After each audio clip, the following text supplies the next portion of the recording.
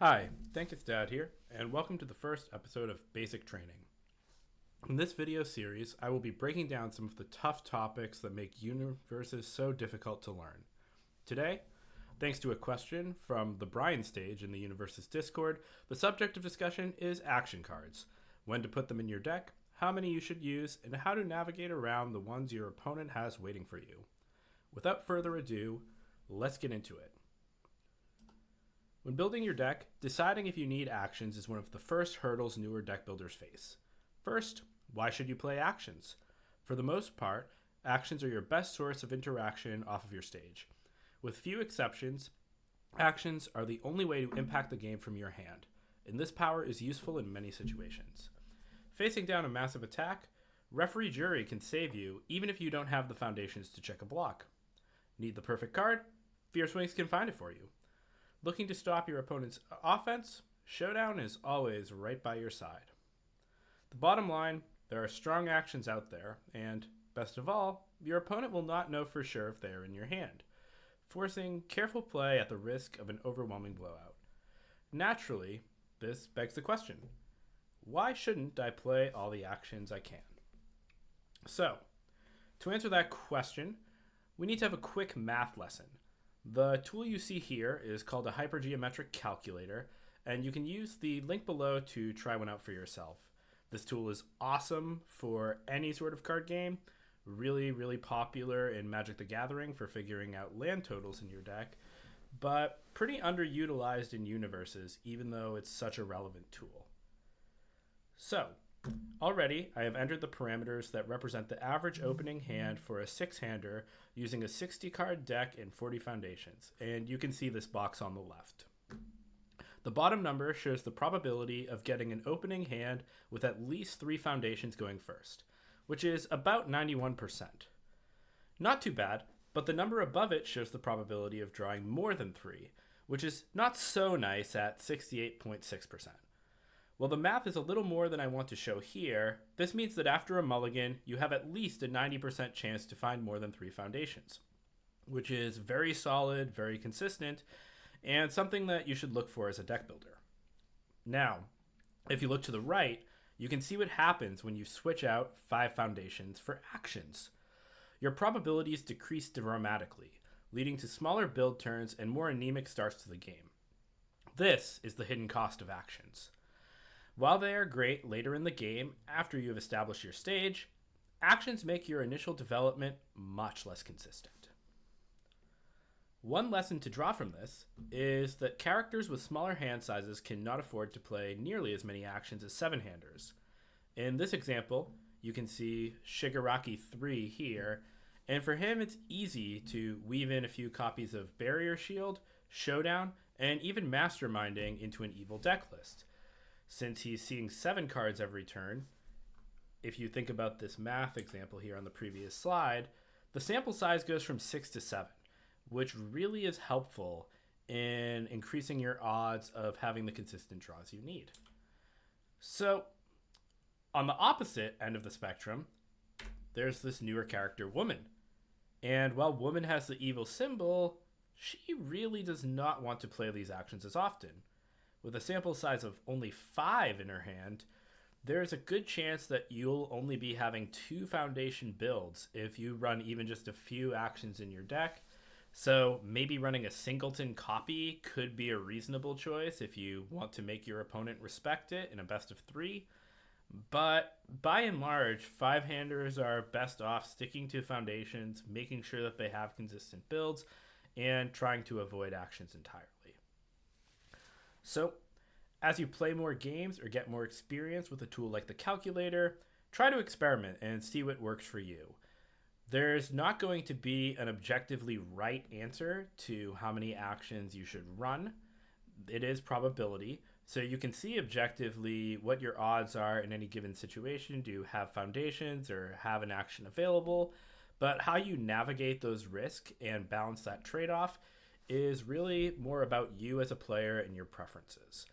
And, you're going to need to play the games and put in the time to figure out where on that spectrum you want to operate. And once you find the spot that fits for you, that's when you're going to find your success. but just generally keep the heuristic in mind. Seven-handers, actions are good. Six-handers, maybe a few. Five-handers, probably not. So, in particular, the question that Brian Stage asked that really got me thinking was about seizing the advantage. He said that as a newer player, playing this card seems free, but is it really? And the answer is no. So, Barrier Shield and Seizing the Advantage are sort of doing opposite things, but they're both similar in the fact that their primary usage really does not do anything when you're using just that card alone. With Barrier Shield, reducing an attack speed to 0 does not block it, even if your next card has Breaker 2. Seizing the Advantage doesn't do anything to give your next attack speed if you don't have that attack to play. So, if you take the example of seizing as a 2-card combo, these are the conditions that you need to make seizing work. You need to check Seizing the Advantage to play the form. So if your deck is running 1 or 2 check cards, it's going to be a little bit more difficult to say that that part is free, but for the most part it is. Having an attack in hand. So if you're a 5-hander, it's a bit difficult. A character like Byakko might really want to play Seizing the Advantage to flip a card, but if you don't have an attack in hand in a 5-hander's deck, then you might be out of luck. You have to play the attack on increased progressive difficulty because Seizing the Advantage is in your card pool. So having one more card there might make you commit that extra foundation and could stop your string. You also then need cards left to block. You might have to actually play defense if Seizing the Advantage doesn't happen on the turn where you win the game. You might want to build, and Seizing, while it is a face down, does not give you some of your high impact foundations that your deck might need. So there is this cost where, it does good things. It gives you speed, it gives you a face down build, and it flips a foundation, but the opportunity cost is there. And like in your opening hand, that cost is consistency. So it's not all doom and gloom though. If you look over here, you can see Kamui Woods. And he has this enhance where you can add one card from your discard pile to your card pool, and it does not count toward progressive difficulty. And wouldn't you know it, Seizing the Advantage is one of the cards you can choose. So sometimes you'll have a character like Kamui who can get around the drawback of these action cards. And in that case, you can really look to them as a way to make the card just better than it is in almost every situation. And this isn't something that it takes a really veteran player to discover. I know that this combo is one that was enjoyed by one of the newer players at my local.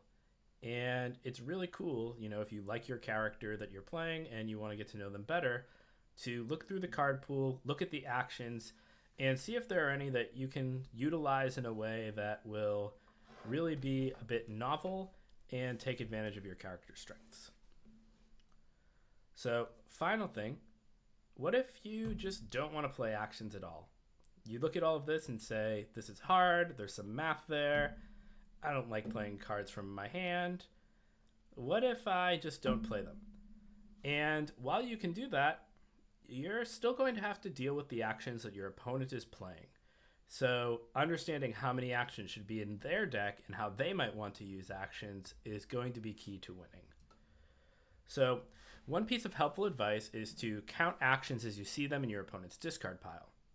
They only should be running so many, and if you see a lot of actions in there already, play more aggressively. They're less likely to have that additional one, and if they happen to, well, you're going up against a deck that lacks consistency in the long run, and hopefully you'll be able to take your match just by playing solid fundamentals. Another example is you should sort of try to get an idea of which actions are usable on each symbol. If your opponent is playing a good deck, you can see here on this Genkai's Guidance that good is not there. So you don't need to worry about an action coming out of nowhere and canceling your final attack that goes for the win. But if you're playing against air, chaos, death, order, or void, you should have in the back of your mind that maybe my opponent is going to counter my attack. They're going to respond, remove it from the game. How can I play around that and maximize my odds of winning? So, as a piece of advice here, if you play an opponent on order and you feel like you don't know the actions on order, go into UVS Ultra, go onto the Universus website, and take a look at the actions on order. You'll see Genkai's Guidance, you'll see Showdown, you'll see plenty more, and you'll get an idea of what you need to play around and be thinking about in those games. And you don't have to do this for every symbol all at once. Those are a lot of cards to memorize, but if you take it one symbol at a time, over a few weeks, over a few months, you're eventually going to know the cards really well and have a great idea about how to play around your opponent's options. So that's all for now.